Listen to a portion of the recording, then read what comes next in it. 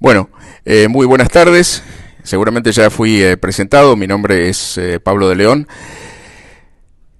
En primer lugar, les quiero agradecer a todos por la invitación, especialmente a la Escuela Superior de Guerra Aérea, a la Fuerza Aérea Argentina, a RELACA y a las diferentes instituciones que están organizando estas jornadas.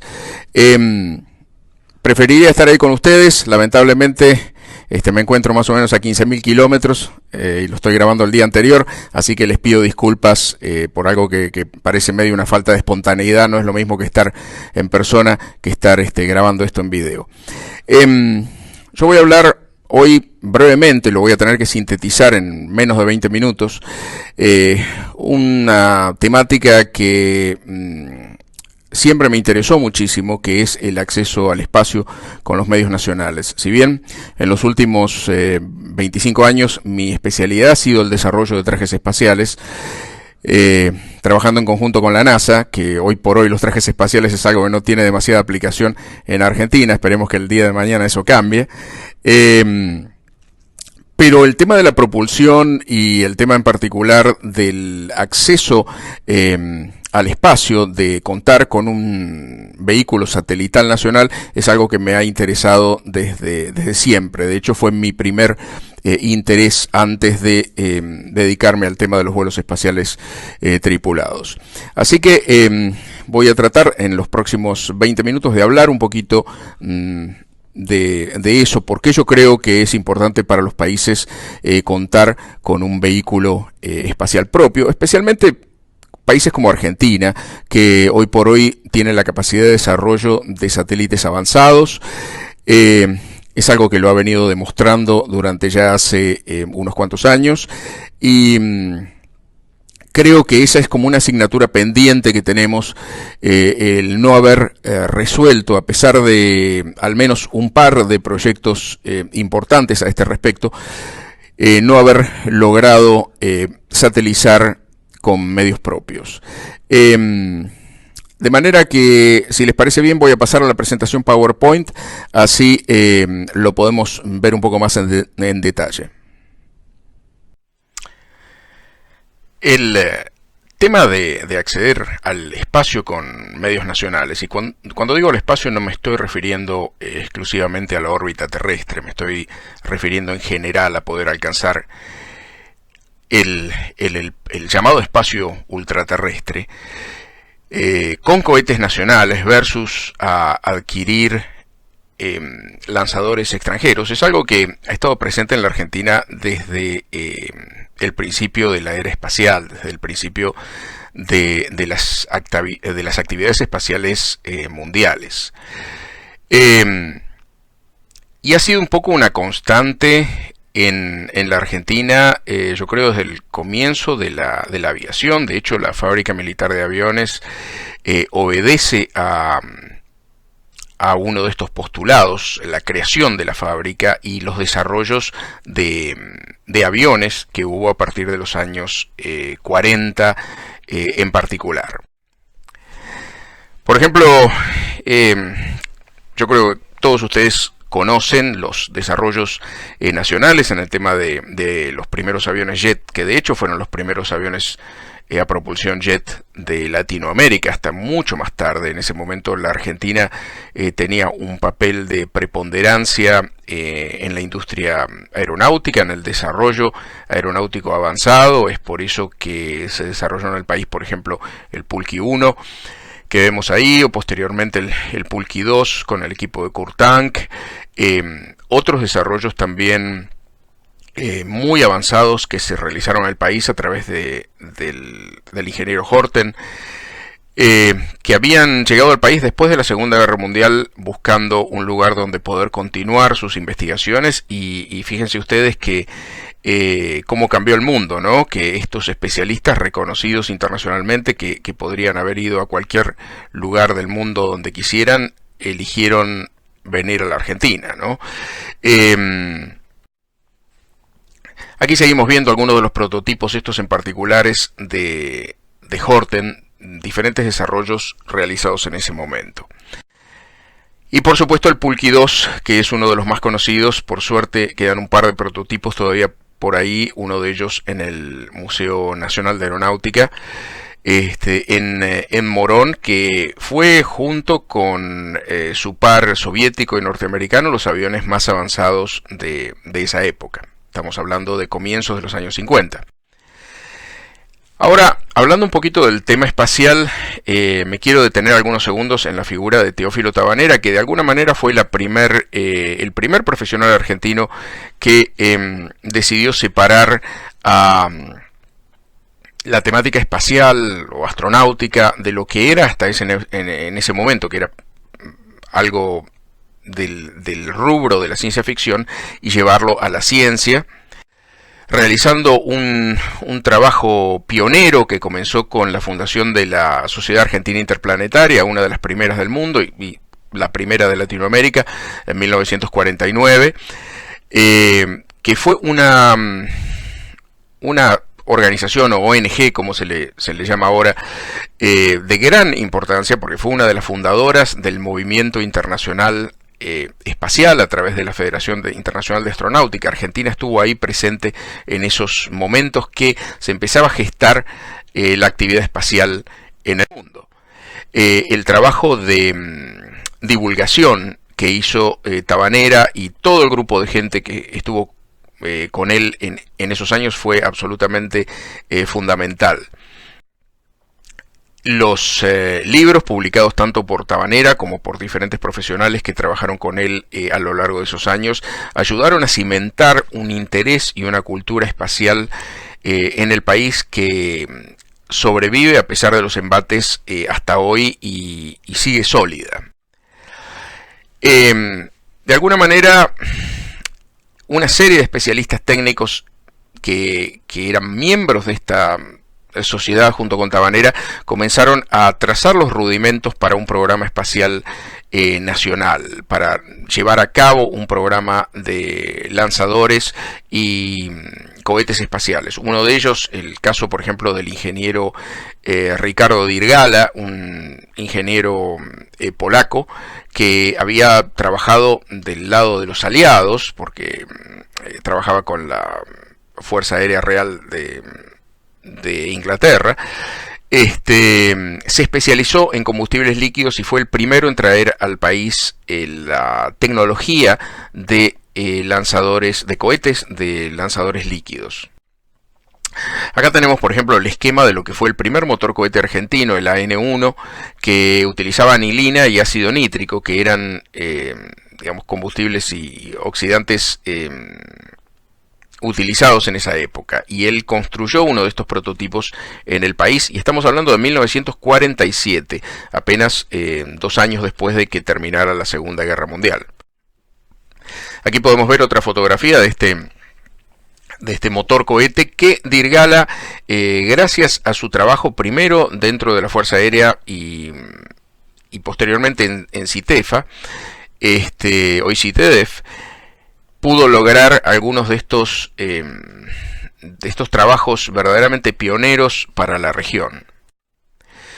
Por ejemplo, es el Tábano, es una especie de vehículo teledirigido que desarrolló Dirgala junto con su equipo. Podemos verlo, este vehículo era lanzado desde un avión y tenía un sistema de guiado verdaderamente pionero para la época, y por supuesto esto utilizando motores de combustible líquido, y permitía poner un explosivo en el blanco, ¿no? Con una cierta precisión. Aquí vemos alguna otra vista del Tábano, que verdaderamente fue un vehículo verdaderamente adelantado a su tiempo. Dirgala le puso Tábano en honor a Tabanera, por supuesto, ¿no? En 1960, gracias a un decreto del presidente Frondizi, se crea la CNIE, la Comisión Nacional de Investigaciones Espaciales. Y muy inteligentemente Frondizi nombra a Tabanera como su presidente. Esta organización pasa a ser la primera agencia espacial argentina, y la que fuera responsable de llevar adelante el Programa Espacial Nacional.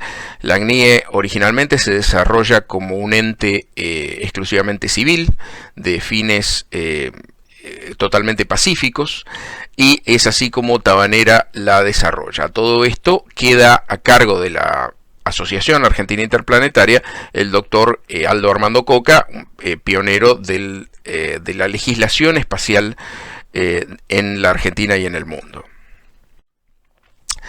Casi inmediatamente después de creada la CNIE, a través del renombrado Instituto de Investigaciones Aeronáuticas Espaciales, que dependía de la Fuerza Aérea Argentina, se empiezan a desarrollar cohetes de investigación, porque queda claro, a través de una reunión con el Comodoro Scioli de la Fuerza Aérea y Tabanera, que iban a ser necesarios para la Argentina cohetes de aplicación científica. Y en ese momento no estaba claro si la CNIE quería adquirirlos en el exterior o producirlos en el país. La CNIE era meramente un ente administrativo que no tenía capacidad técnica, y en ese momento le confía los esfuerzos para el desarrollo de un lanzador, en un principio un lanzador de tipo sonda, a la Fuerza Aérea. Y la Fuerza Aérea lo hace con éxito con el lanzamiento en 1961, apenas un año de creada la CNIE,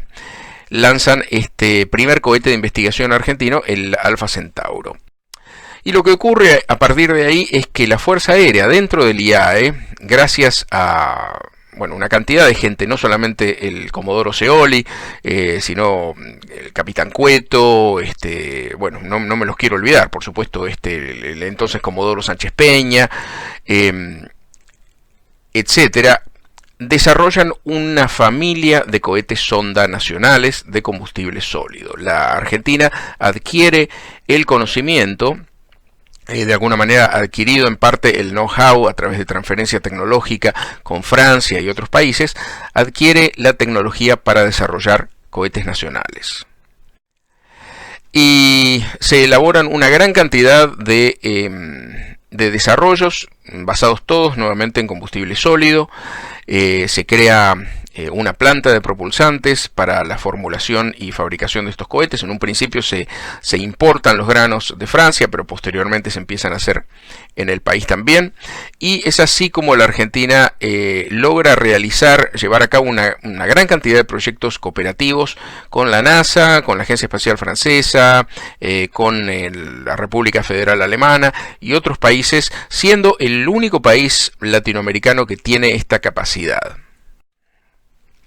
Inclusive se incursiona también en proyectos biológicos. En ese momento era, digamos, popular, estamos hablando de los años 60, lanzar a animales al espacio, y Argentina se convierte en el cuarto país en hacer esto a través del proyecto Bio 1 y Bio 2, donde primero se pone a bordo de un cohete, digamos, de relativamente baja altura, una serie de ratones, de los cuales hay algunos más conocidos, como el ratón Belisario, que vemos aquí en esta foto dentro de su cápsula, bastante parecida a la cápsula Apolo. Y posteriormente el mono Juan, que fue a una altura mucho mayor. Con eso la Argentina, además de convertirse en el cuarto país que tenía capacidad de hacer este tipo de cosas, de alguna forma va marcando y delimitando que quería convertirse en un actor de importancia en las actividades espaciales, y todo esto con vehículos desarrollados en el país. Para 1970, la Argentina tenía una serie de centros de lanzamiento en diferentes lugares del país, inclusive en la Antártida Argentina, en la base Matienzo primero y posteriormente en la base Marambio, lanzando cohetes de diferente porte. Cohetes argentinos, como el caso del Orión, fueron probados en Wallops Islands, en Estados Unidos, y fueron certificados como cohetes sonda. De hecho, es el único caso de un cohete sonda extranjero que haya sido probado en la NASA, el cohete Orión, desarrollado en Argentina. Y así, Para 1970 teníamos una familia de cohetes argentinos que vemos en esta ilustración, de diferentes portes y diferentes prestaciones. El más grande en ese momento era el cohete Castor. Estamos hablando de un cohete que podía llevar a casi 500 kilómetros de altura 75 kilos de carga útil. Estamos hablando de un verdadero lanzador suborbital de grandes prestaciones para la época. Al tiempo que la Argentina estaba trabajando con el Castor, había un desarrollo paralelo de un cohete fotográfico que era el Tauro, en el que participó el Comodoro Maggi, entre otros, y fue hecho totalmente en el país. De hecho, el Tauro fue realizado con propulsantes nacionales, que ya había sido formulado para esa época. Estamos hablando de cohetes sonda de gran potencia, ¿no? En ese momento Brasil trataba de estar cerca, de pegarnos cerca con sus desarrollos, pero no alcanzaba el nivel tecnológico que tenía en este momento la Argentina. Y es interesante este artículo que comparto acá con ustedes del diario La Prensa de 1971. Dice el titular: Argentina se prepara para colocar un satélite en órbita, pues el lanzamiento del Rigel a 300 kilómetros fue un éxito continental. De lo que yo pude encontrar, esta es la primera referencia en un medio, en este caso en un periódico, de una referencia a la satelización. Pero ya la Fuerza Aérea estaba trabajando en un programa para desarrollar un cohete satelital y estaba estudiando diferentes alternativas. De hecho, la creación del Centro Espacial Mar Chiquita, a unos no muchos kilómetros, creo 40 kilómetros de Mar del Plata, su selección fue específicamente desarrollada para poder lanzar cohetes satelitales, ¿no? Estamos hablando de más o menos 1970-71. O sea que fíjense ustedes desde cuándo data este interés de la Argentina por el lanzamiento de satélites. Y así, llegando a 1979, nos encontramos con un proyecto muchas veces criticado, pocas veces apreciado en su real dimensión, que es el programa Cóndor. El programa Cóndor comienza, como les decía, más o menos en el año 79, como un proyecto de adquisición de tecnología para desarrollar grandes propulsantes compuestos. A través de una comisión, en su principio ideada por el brigadier Sánchez Peña, se establece esta necesidad de crear un vehículo lanzador sin guiado, más que nada para obtener la tecnología de colado de propulsantes, de formulación de propulsantes de tipo compuesto. Entonces la República Argentina suscribe un contrato en un principio con la MBB de Alemania, para la transferencia de tecnología, la provisión de máquinas, know-how e inclusive para la creación de una planta secreta que se sitúa en lo que es en Córdoba, en lo que es la Falda de Cañete, más conocido erróneamente, pero más conocido como Falda del Carmen, que se convirtió en esta planta muy avanzada para la fabricación de propulsantes de tipo compuesto de alta performance. Acá podemos ver una foto satelital de las instalaciones de Falda del Carmen, todas instalaciones especialmente desarrolladas para soportar explosiones. Nuevamente, esta era una planta de fabricación de motores cohete. En ese momento no tenía todavía un objetivo específicamente bélico, más allá del hecho de que lo desarrollara la Fuerza Aérea. La intención era el desarrollo de granos motores, ¿no? Acá podemos ver alguna otra de las fotografías de las diferentes instalaciones. Y acá podemos ver otra de los laboratorios. Eran en su totalidad casi 40 edificios diferentes. Imagínense el costo de esto. Eso en su momento al Estado Nacional le terminó costando unos 100 millones de dólares, que fue el contrato original que se realizó con la MBB, con la Messerschmitt.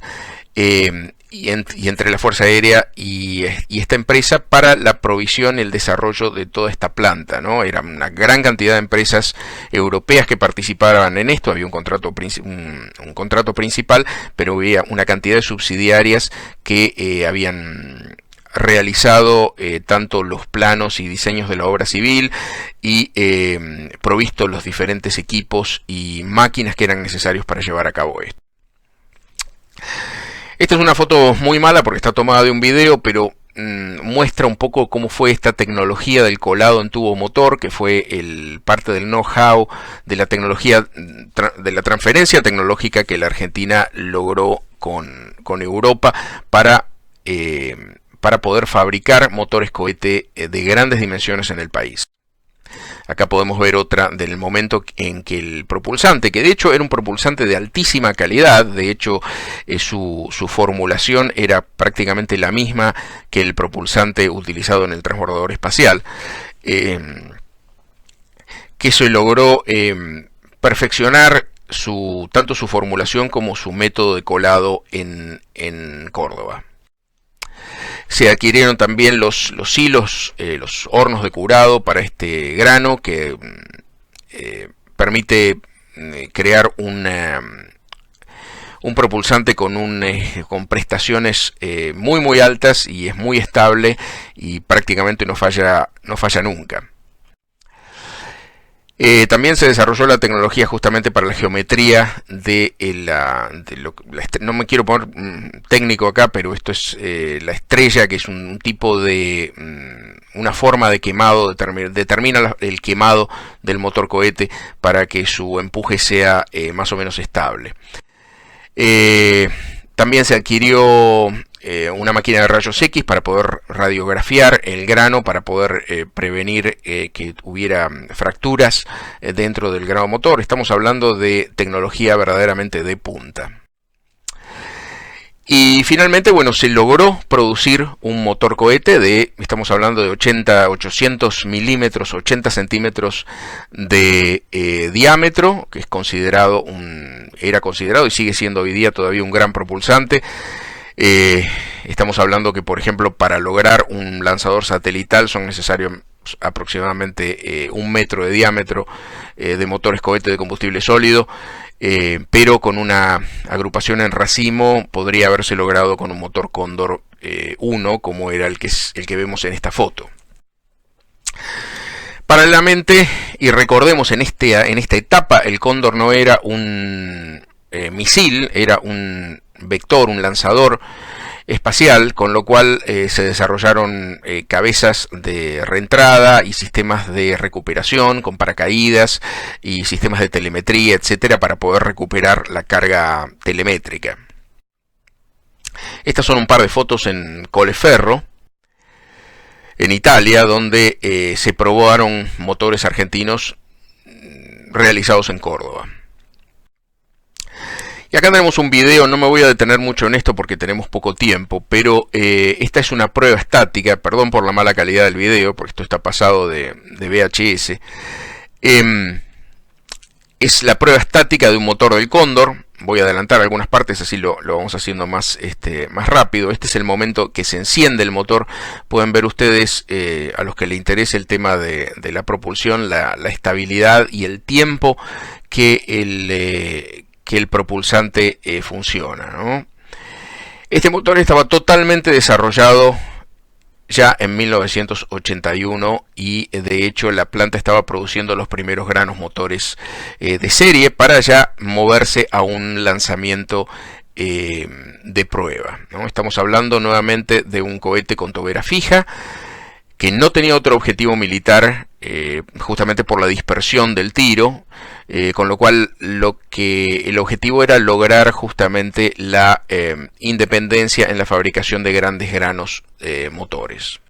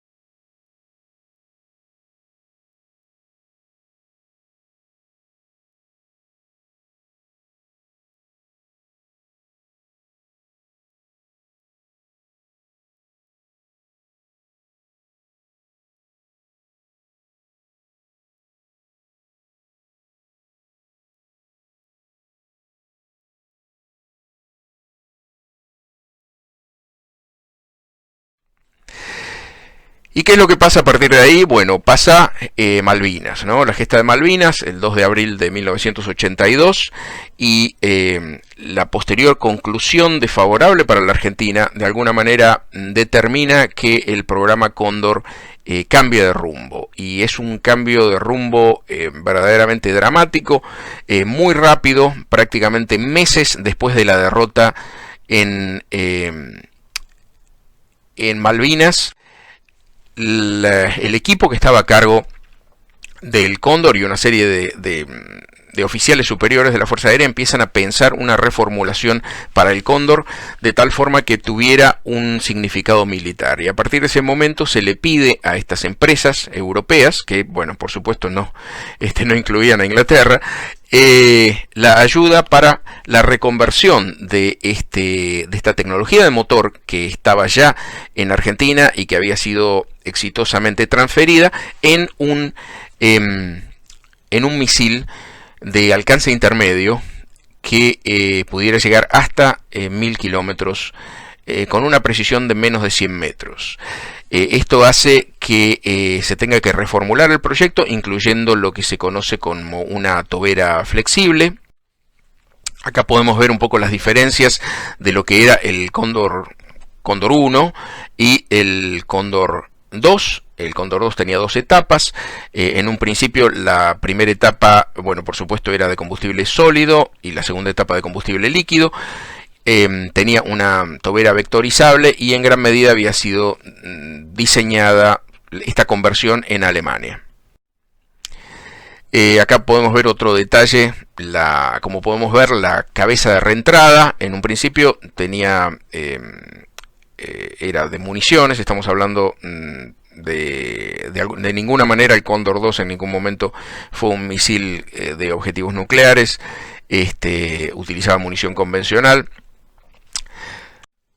Y aquí podemos ver un detalle de este motor modificado del Cóndor 2 que utilizaba la misma tecnología, el mismo tubo motor del Cóndor 1, pero tenía una tobera vectorizable, como podemos ver aquí una llamada tobera móvil, ¿no? Esta tobera móvil lo que permite es justamente ajustar la precisión de la trayectoria de un misil de estas características. Acá vemos otro detalle, no me voy a extender mucho cómo es el sistema de movimiento de esta tobera. Y en un principio era lo que iba a ser la segunda etapa, que era de combustible líquido en un primer momento. Iba a ser con tecnología totalmente provista por MBB, que esta empresa también proveía al programa satelital Ariane europeo. Y aquí podemos ver dos fotos, esta y la próxima de esta segunda etapa del Cóndor 2, como iba a ser en un principio. Posteriormente esto se modifica debido a una serie de desinteligencias con los proveedores europeos y se convierte en una segunda etapa sólida, también vectorizable. A todo esto se capacita en Argentina una serie de pymes en diferentes lugares, más que nada en Córdoba y en Mendoza, para fabricar estos grandes cohetes que iban a ser ensamblados. Aquí vemos otra vista en un taller, si no me equivoco, esto es en Córdoba. Y esto es en Mendoza, algunos mock-ups de la cabeza de reentrada del Cóndor 2. Acá podemos ver otra vista.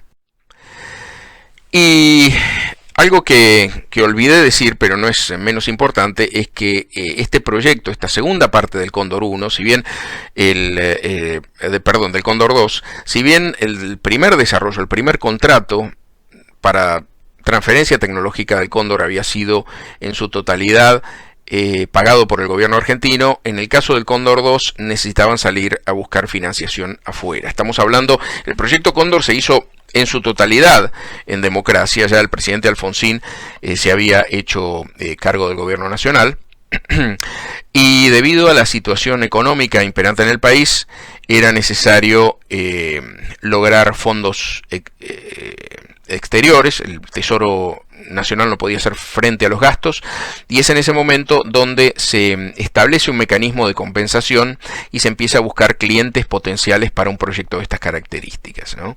Y ahí aparecen una serie de países que de alguna manera son los que en definitiva terminan dictaminando el fin del cóndor, ¿no? Porque los únicos que estaban interesados en este tipo de cosas era Arabia Saudita, Egipto y posteriormente Irak, y esto es lo que empieza a complicar un poco la cosa, porque ya pone a la Argentina en la mira de otros países que no querían que estos primeros obtuvieran ese tipo de tecnología. Entonces esto es lo que nos empieza a ocasionar una serie de problemas internacionales y que terminan siendo el fin del programa Cóndor. Acá vemos algunos contenedores donde estos motores cohete desarrollados en el país estaban supuestos a ser importados, ¿no? Y acá tenemos alguna foto de una planta en Mendoza donde se fabricaban los mock-ups para entrenamiento del Cóndor 2 completos en su configuración final. Lo que es importante decir es que el Cóndor 2 nunca se llegó a lanzar. En un momento, durante el gobierno de Alfonsín, ya existía la posibilidad de hacer un primer lanzamiento. Este lanzamiento se iba a llevar a cabo en la localidad de Cabo Raso, en la provincia de Chubut, mirando al océano Atlántico, pero posteriormente el gobierno argentino, y en particular a través de un pedido del entonces canciller Caputo, se decidió no lanzarlo, justamente para que no hubiera suspicacias con el Reino Unido, pensando que iba a ser un objetivo cercano a las Islas Malvinas. Acá vemos algunas fotografías de diferentes partes del Cóndor 2. Este es el tail can, donde justamente ahí adentro estaba la tobera flexible.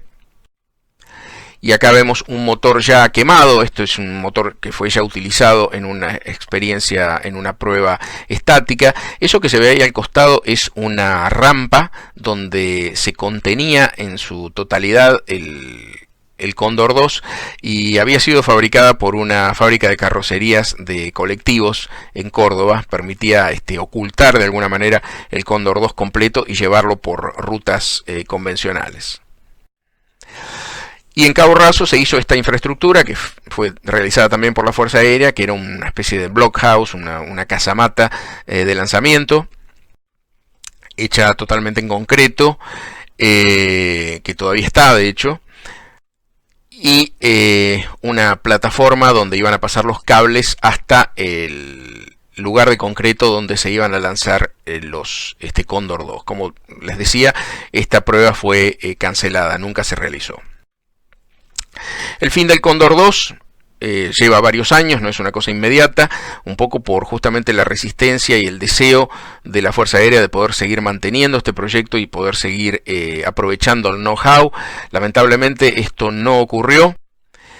Las presiones, de alguna manera, bueno, de Estados Unidos en particular, pero también de otros países, Inglaterra el segundo, también había presiones de Israel justamente por el tema de la importación del Cóndor, hacen que el proyecto se cancele. El gobierno argentino no opone absolutamente ninguna resistencia. Estoy hablando de los tempranos años 90, el gobierno del presidente Menem. No se opone ninguna resistencia. De hecho, el ministro Cavallo es el primero interesado en cancelarlo, porque él pensaba que este proyecto estaba en el medio de una serie de préstamos que la Argentina iba a recibir, con lo cual la entrega, les diría, es total. Esa frase de dos autores argentinos, Barcelona y Villalonga, que escribieron un libro al cual llamaron Relaciones Carnales, y que fue de hecho una frase dicha por un ministro argentino, no puede ser más precisa, ¿no? Realmente no se defendió en absoluto el proyecto, y de esta manera se termina 2 décadas de desarrollo de propulsantes sólidos, los cuales la Argentina había invertido una gran cantidad de dinero para llevarlos a cabo, y una gran cantidad de técnicos y especialistas del tema habían puesto los mejores años de su vida. Lamentablemente quedó todo en el abandono más completo y absoluto. Hasta ese momento esta era más o menos la familia de cohetes argentinos hechos entre esos años, y se abre una nueva etapa donde con la creación de la CONAE la Argentina se concentra en el desarrollo de satélites científicos, abandonando por una serie de años la propulsión en forma completa.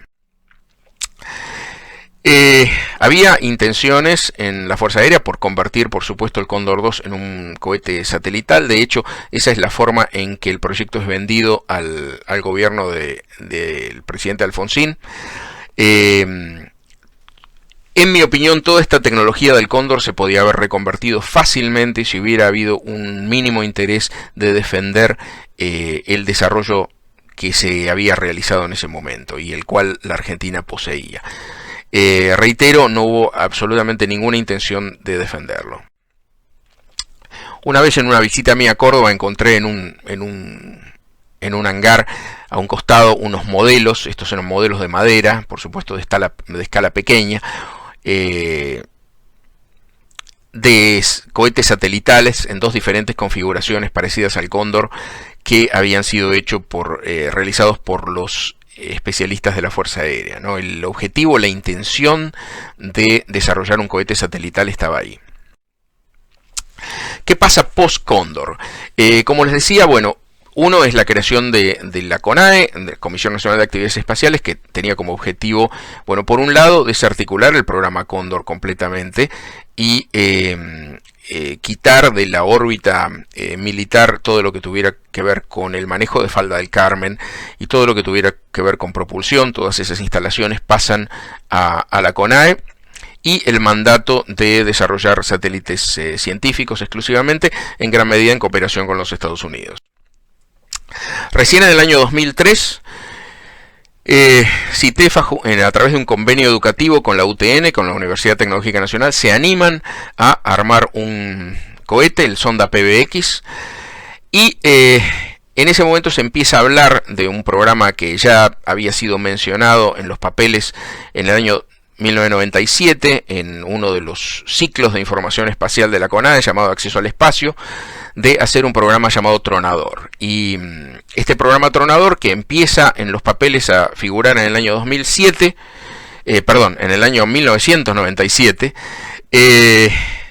en el año 2007 tiene su primer lanzamiento a través de del que fue el Tronador 1, que fue un cohete de anilina y ácido nítrico.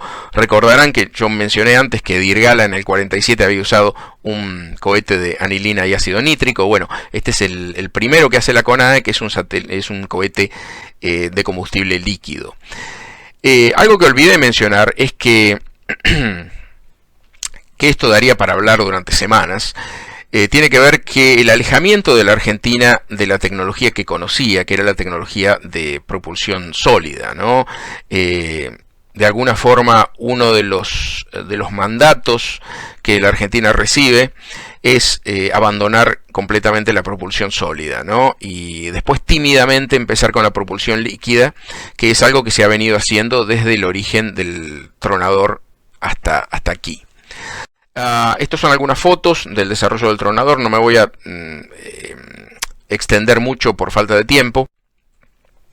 Estas son algunas de las pruebas hechas en Bahía Blanca, que a partir de ese momento la CONAE toma como su zona de pruebas, con diferentes prototipos. Había un programa muy ambicioso, quizá en el buen sentido de la palabra, de desarrollo de cohetes para lanzamiento satelital, como ustedes saben, a través de la evolución tecnológica del Tronador, con diferentes vehículos llamados VX. Este es uno de ellos, el VX-1. Hay algunos otros que lamentablemente pueden ver acá. Algunos de ellos terminaron en diferentes fallos. Esta es una prueba del VX-1, no me voy a extender mucho en ella, pero de alguna manera nos da una idea de la complejidad de los propulsantes, en este caso hipergólicos, y cuánto tiempo lleva desarrollarlos y encontrarle un poco, como decimos en criollo, encontrarle la vuelta. comparado con la tecnología de combustible sólido que la Argentina había desarrollado en ese momento, ¿no? Si pensamos que el programa Tronador empieza en el año 97 y estamos en el año 2020, podemos ver cuántos años pasaron para poder tener este tema funcionando. Acá vemos algunas otras de algunos de los lanzamientos. Tenemos que decir, en la época, digamos, de máximo presupuesto para el programa Tronador tuvo lugar más o menos entre el 2007 y el 2015 aproximadamente. Fueron los años donde se inyectó al programa Tronador con cientos y cientos de millones de dólares que vinieron del Estado Nacional, tanto directamente a la CONAE como a la empresa Beng, a través del Ministerio de el hoy desaparecido Ministerio de Planeamiento. Esta es la última prueba del programa Tronador, por lo menos la última prueba de vuelo del BX-5, que tuvo lugar en abril del año 2017, donde lamentablemente tampoco terminó bien, y esa es, al menos hasta donde yo sé, la última prueba de vuelo de este vehículo lanzador.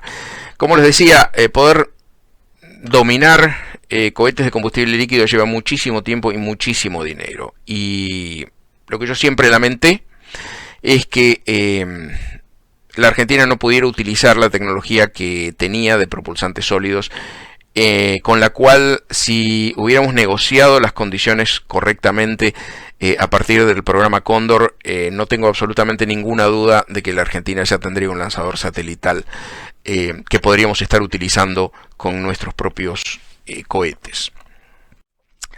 El estatus actual es desconocido.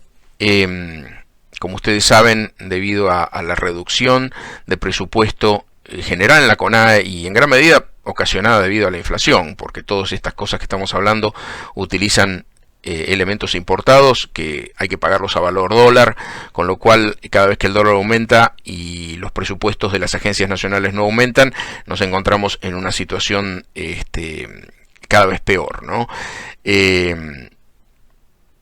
Tengo que hacer algunas consultas para saber si el proyecto está efectivamente parado o ha habido algún tímido avance en estos años, pero verdaderamente han sido años donde no ha habido muchísimo desarrollo, justamente por esta reducción de presupuesto que les comentaba antes. Me daría para hablar. Bueno, esto entonces concluye mi presentación.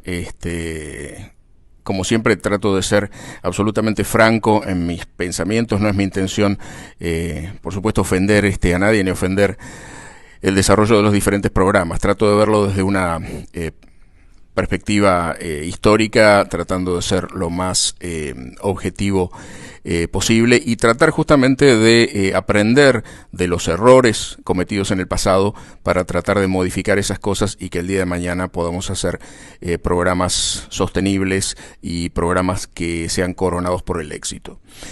Dejo en la pantalla mi dirección de correo electrónico, que es deleon@aate.org. Si alguien quiere ponerse en contacto conmigo, desde ya siempre para mí es un placer estar en este tipo de reuniones, como les decía al principio de la charla, al menos en forma virtual, y poder compartir mis pensamientos y mis ideas con ustedes. Así que espero que el resto de la jornada sea un éxito. Muchísimas gracias nuevamente por la invitación, gracias a Victoria Coca especialmente por la coordinación de todo esto, y quedo a disposición de todos ustedes. Muchas gracias.